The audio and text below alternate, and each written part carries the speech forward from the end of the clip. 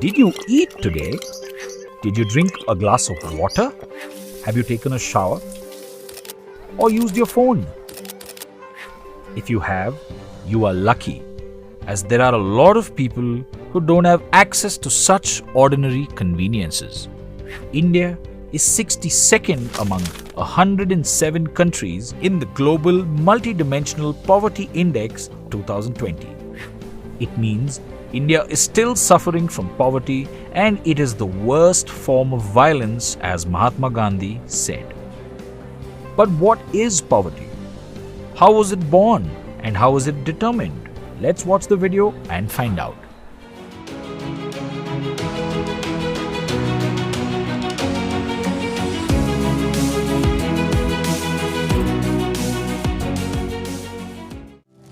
First, we need to understand what poverty is. Let's learn from examples.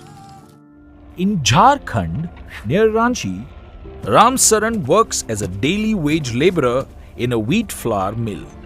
He earns around 1,500 rupees a month, but it's really less. His wife, Shanta Devi, works as a part-time maid in a few houses and manages to earn another 800 rupees, but this isn't sufficient too. So their elder son works as a helper in a tea shop to supplement the family income. Despite all their efforts, this money can't sustain his family of 6 people. They barely survive in a one-room rented house in a crowded basti on the outskirts of the city, and their children can't even attend school. Frustrating, isn't it? But there's more to it. Look at Lakha Singh, who lives in a small village near Meerut in Uttar Pradesh. His family doesn't own any land, so they work for the big farmers. Work is erratic and so is income. At times, they get paid 50 rupees for a hard day's work. In the Lakha Singh family, there are 8 members. They are also working in the village, but still they cannot always manage even 2 meals a day, leaving alone a proper roof above their heads. These 2 examples illustrate the horrors and magnitude of poverty. Fighting and eradicating poverty is considered one of the biggest challenges for independent India.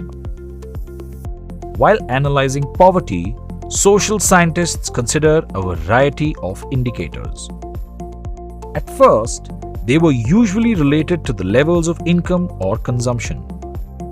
However, now more attention is paid to indicators like illiteracy level, malnutrition, healthcare, job opportunities, safe drinking water, sanitation, etc. Besides these indicators, social scientists take into account such phenomena as social exclusion and vulnerability to poverty. Let's take a closer look at them.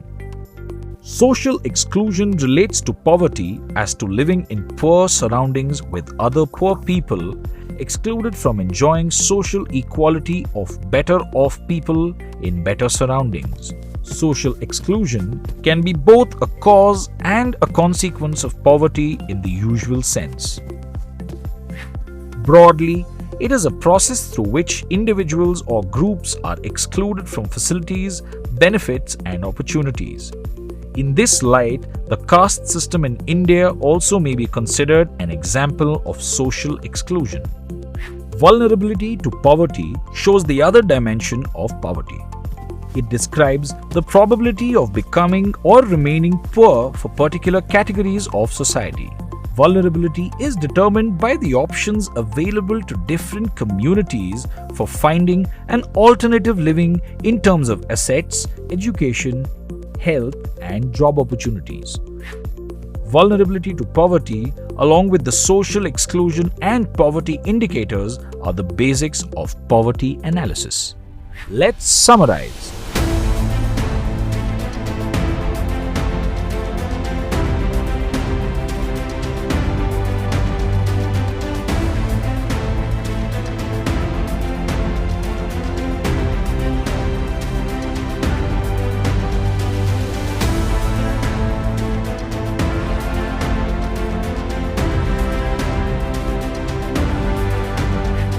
In this video, we've learned what poverty means and how it is analyzed. However, does this analysis reflect the true state of things, and how can this analysis help to fight and eradicate poverty?